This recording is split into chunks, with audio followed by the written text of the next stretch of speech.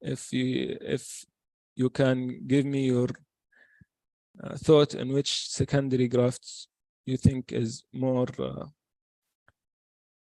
favorable, I would appreciate it. Anyone can participate.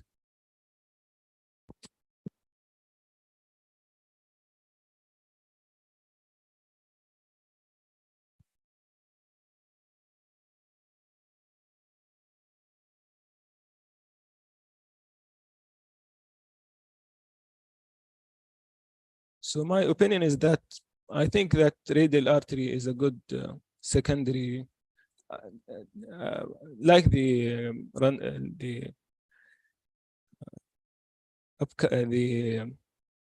current evidence or guidelines, and comparing it to, and after this study and the previous art trial, I'm doubting about the bilateral internal thoracic artery.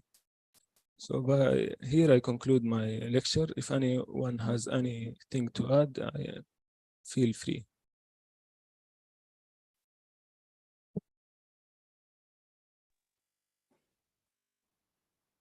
Thank you, Dr. Firas Fettani. The floor is open for a question or a discussion.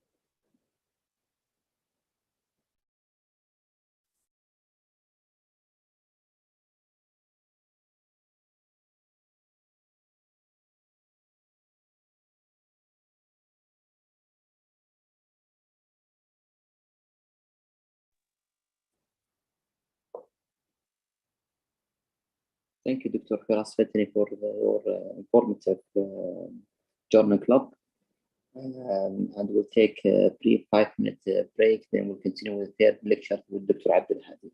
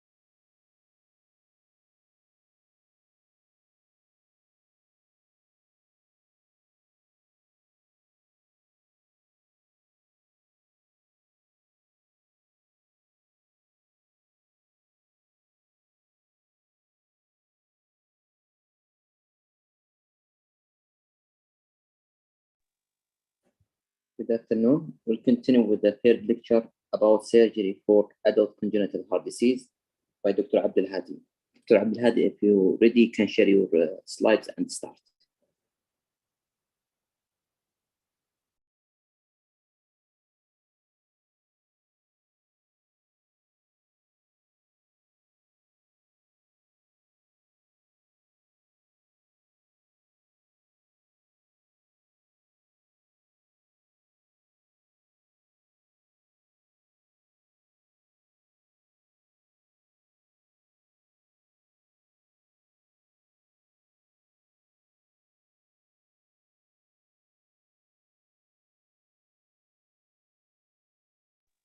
Dr. Abdel Hadi, you hear me?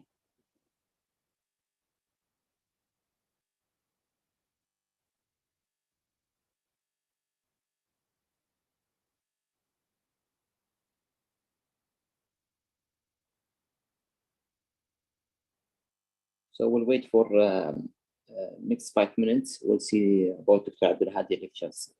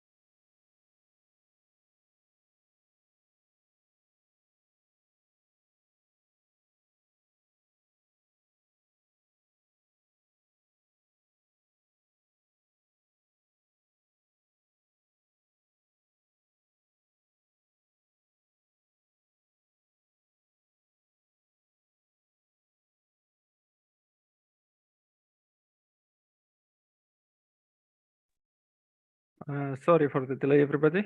Can you all see my screen? Yes, we can see. You can start, Dr. Abdel Hadi. Okay. So my topic is about the adult congenital heart disease. These are the outlines we're going to be covering. The reoperative sternotomy, the atrial septal defects, the Epsteins anomalies, the Fontan revisions, the RVot reconstructions, and the LVOTO. reconstructions, arrhythmia surgeries, coarctation of the aorta, and the interventional device management. To start with the reoperative sternotomy, in generally speaking, the congenital heart procedures in adults are frequently reoperations. However, they often prove more challenging than acquired heart disease and carry a higher risk of trauma. Femoral cannulation is rarely used in adult congenital heart disease patients because most of them have undergone multiple interventions, catheterizations during their growth years, resulting in a stenotic or occluded femoral vessels. The highest risk for adult congenital heart disease reoperations include retrosternal ventricular to pulmonary artery conduits, particularly if they are calcified. They have multiple stents in place or are clearly embedded in the sternum. Fusion to the sternum should be suspected when the conduit does not move with the cardiac cycle on lateral angiograms.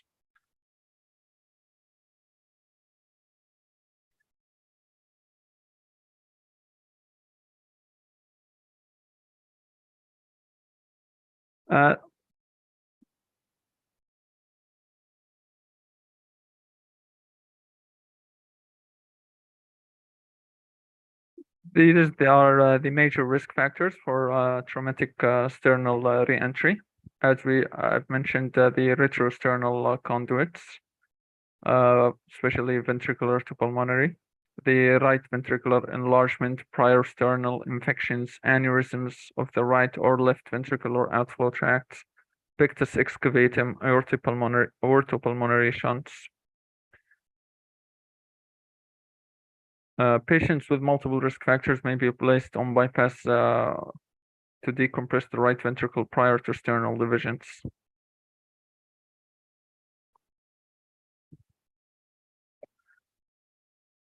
For reoperative sternotomy, steps usually the previous sternotomy scars are excised and sternal wires are removed. The xiphoid process is removed and cautery dissection is begun at the inferior sternal edge. The oscillating saw is used to divide the interior sternal table. Retractors are used to elevate the two sides of the sternum and expose the retrosternal scar. Short segments of retrosternal scar are released, followed by gradual sternal division with the oscillating saw proceeding up to the sternum. Of course, this is not the way that everybody does it, but it's the most common way. You'll find different surgeons do it with different methods. In the event of cardiac or great vessel penetration, when no vessel for cannulation has been exposed yet, an immediate extension of the incision is performed up the neck and to the right to expose the innominate artery and the internal jugular or high innominate vein, and bypass can be initiated using them. Another option is to dissect the IVC just above the diaphragm and use it for cannulation.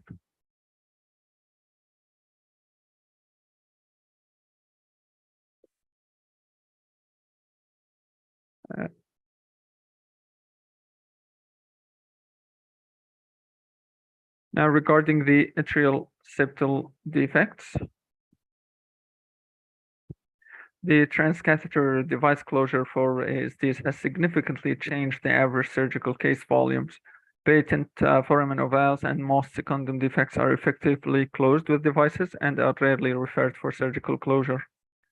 Sinus venosus and primum defects, transitional and complete AV canals, common atrium and secundum defects with deficient inferior and superior rims are referred for surgery, and we repair those on cardiopulmonary bypass with bicaval cannulation. Multiple incisional approaches have been described to improve the cosmetic result and reduce operative trauma, including partial upper and lower sternotomies, transxiphoid anterior thoracotomies, and submammary incisions. Despite the visible scar, median sternotomy is considered the safest.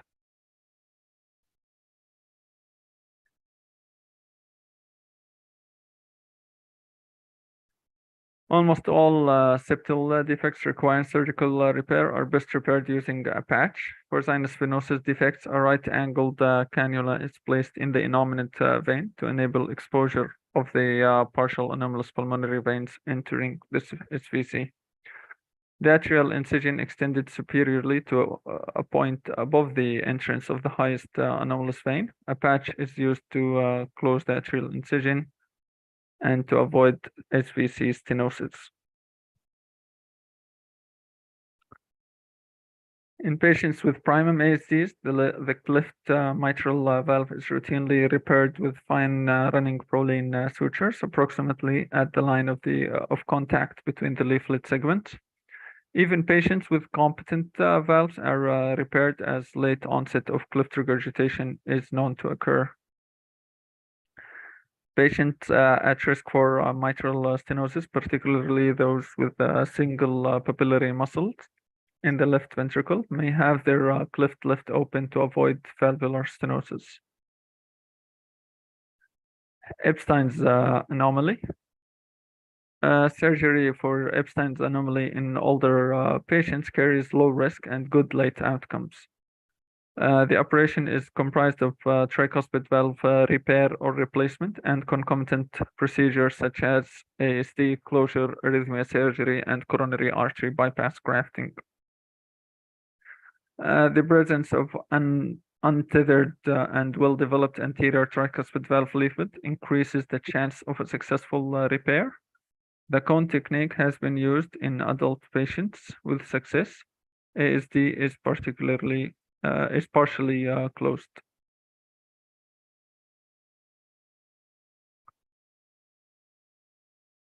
Fontan revisions.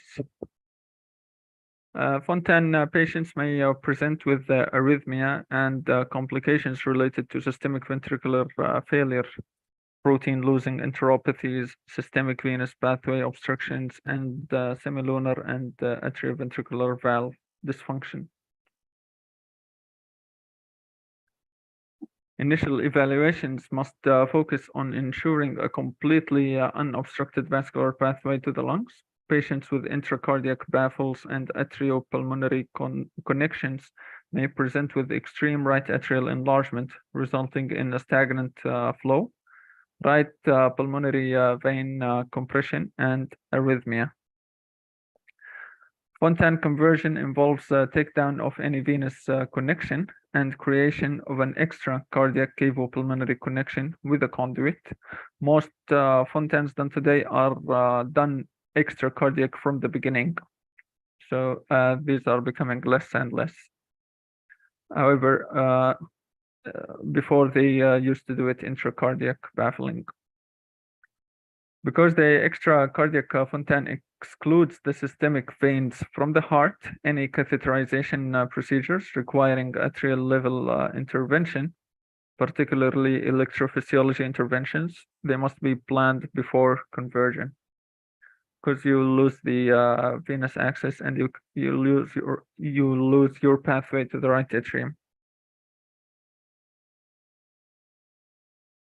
Therefore, Fontan revisions are frequently combined with arrhythmia surgery and treatment of atrioventricular valve dysfunctions. Valve repairs are often complex in these patients, and replacements are often required. It depends on the patient's anatomy, ventricular function, and pulmonary vascular resistance.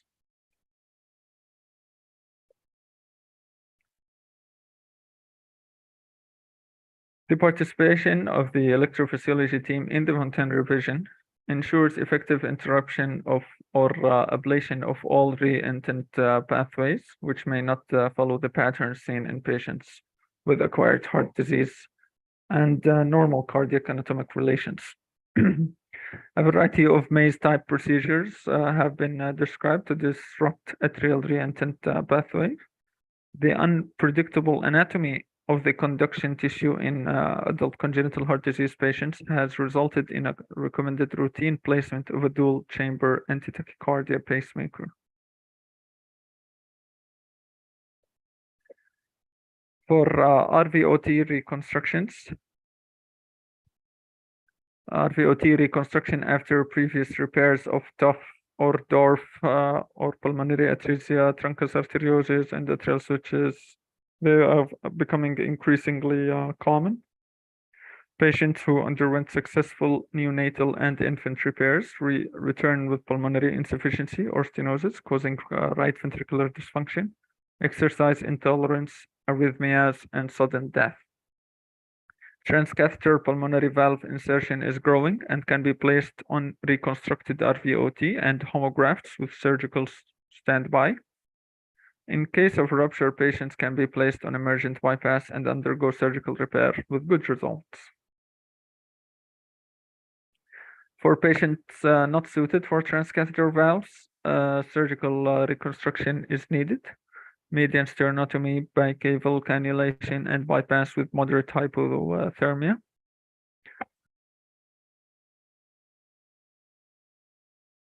If a previous right ventricular incision or patch is present, this is used as a safe re-entry point, and the incision is extended to facilitate inspection of the right ventricular and allow resection of obstructing muscle bundles.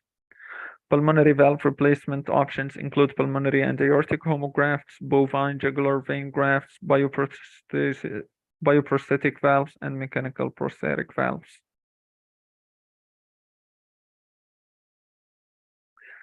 The distal pulmonary artery anastomosis is done with a running Prolene suture. The size, of course, will depend on the size of the vessel. Trimming of the proximal homograft muscle cuff to match the right ventricular incision is done next.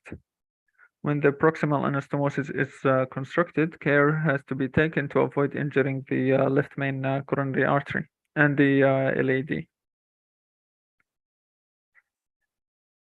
When these cannot be visualized due to epicardial scarring, intraoperative fluorescent imaging can be done if feasible to map the coronary arteries on the surface of the right ventricle. The anterior portion of the right ventricular outflow tract is completed with a patch of native or bovine pericardium.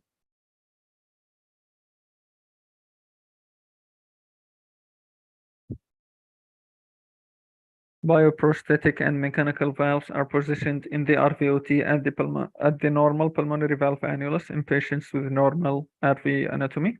Compression of the left main coronary artery must also be considered when positioning these rigid valve rings. The valve suture line must be constructed so that the valve orients parallel to the main pulmonary artery, avoiding the tendency for the valve to aim up towards the sternum. It is important to make sure that the valve struts do not obstruct the branch pulmonary arteries. If the implanted valve does not fit in the native outflow tract, a patch may be used to close the main pulmonary artery and infundibulum. For LVOT reconstructions, isolated LVOT obstructions is less common in adult congenital heart disease.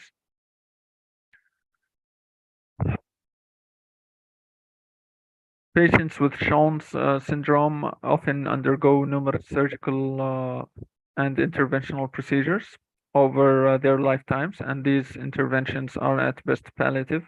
Adult congenital teams must be prepared to perform primary Ross procedure, Ross Cono, and Cono procedures, and deal with reoperations for each of these palliations.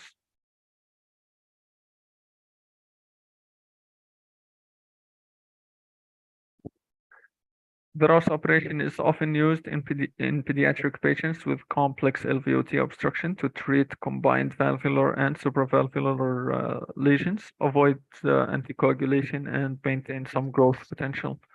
These patients may require reoperations as adults to replace or repair failing neo-aortic valve and stenotic or regurgitant pulmonary valves. Follow-up of RV reconstructions after Ross shows that 4% of patients will require conduit replacement for right ventricular dysfunction at 10 years.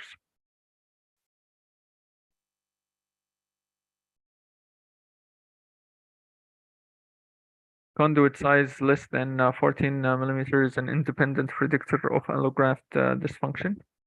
The availability of percutaneous aortic and pulmonary valve options may increase the utilization of the ROS operation, as re-interventions on the autograft and allograft may not require reoperations. The conoaortic ventriculoplasty is used to treat complex LVOT obstructions and may be performed in adults who require initial treatment or reoperations for valve malfunction or outgrown valves. The ROS cono utilizes the transplanted pulmonary autograft with a ventricular septal patch or infundibular extension. They have been shown to increase in size as the patients grow, making this an excellent option in small pediatric patients. Reoperations after ROS cono, and cono procedure is challenging, especially if the RVOT has been reconstructed with a large patch covering the anterior aortic wall. The exposure of the aortic root then necessitates re-entry into the right ventricle. Given the high incidence of reoperations on these patients, anti-adhesion barriers are recommended.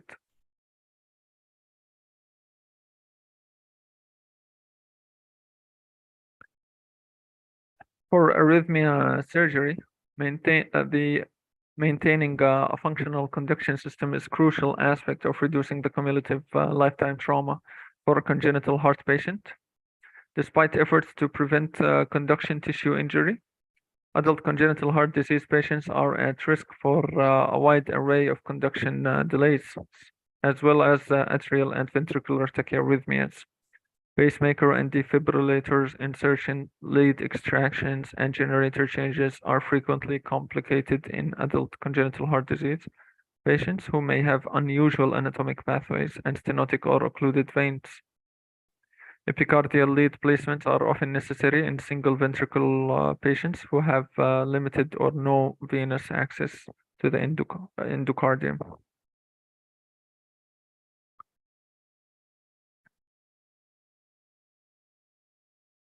The supraventricular and ventricular arrhythmias are a major cause of morbidity and mortality in adult patients with congenital heart disease. For patients with atrial fibrillation or flutter undergone open heart repairs, a right-sided maze procedure can be performed with the expectation of 93% freedom from arrhythmia. Minimally invasive approaches to arrhythmia surgery, such as the mini-maze procedure, may be difficult to accomplish in certain adult congenital heart disease patients because of unusual anatomy and extensive reoperative scarring and adhesions, which may limit exposure through small incisions. The Cox-Maze procedure for supraventricular arrhythmia in adult congenital heart disease patients is often complex, and an alternative approach using intraoperative monopolar irrigated radiofrequency ablation may be better. Prophylactic arrhythmia surgery for patients undergoing congenital heart repairs should be considered for high-risk group.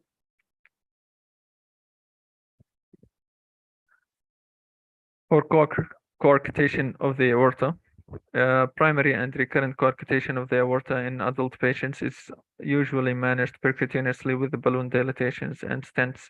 Surgeons may intervene if device migration, dissection, or rupture occurs, and occasionally to establish vascular access. When transcatheter therapy is not feasible, surgical repair of adults with coarctation and aortic arch obstruction is performed. Access is gained through a left thoracotomy, and the perfusion team is on standby for left atrial appendage to descending aortic cardiopulmonary bypass, or it can be done through a femoral cannulation and a peripheral bypass. Repair can be coarctation resection with end-to-end anastomosis, on-lay patch enlargement with tissue or prosthetic patch, or synthetic tube interposition. Aortic mobility is limited in adult patients, and tension-free repairs most often require interposition grafts, such as cases of aortic aneurysms and dissections. Mortality for these procedures is rare, and at follow-up, 75% of patients will be normotensive without medications. interventional device management. The adult congenital heart disease patients may have intravascular devices in the aorta. Sorry. The adult congenital heart disease patients may have intravascular devices in the aorta and pulmonary arteries, atrial and ventricular septal occlusion devices, and transcatheter stented valves. Vascular stents are being effectively used in neonates and infants, with the understanding that patients will inevitably outgrow the maximum size these stents can achieve. Outgrown vascular stents are more commonly seen than reoperations involving septal occlusion devices. At reoperation early after stent implantation within 3 months or less, it may be possible to completely remove the stent by chipping away with the cell using scissors. The stents can be collapsed inward and peeled away from the vessel wall. After 3 months, however, the stent is incorporated into the vessel wall, making removal difficult and traumatic. So the stents will have to be spread open like a bun to create space for an onlay patch. If the final vessel reconstruction does not achieve a full adult-size vessel lumen or is compressed by adjacent structure, the patched split stent is a safe landing zone for subsequent placement of an adult-sized stent. That was my topic, and thank you. Thank you, Dr. Abdul Hadi. Any question for Dr. Abdul Hadi?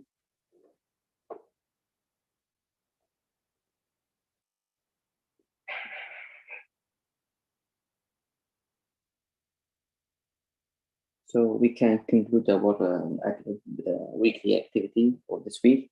Thank you for the presenter and the audience. Thank you.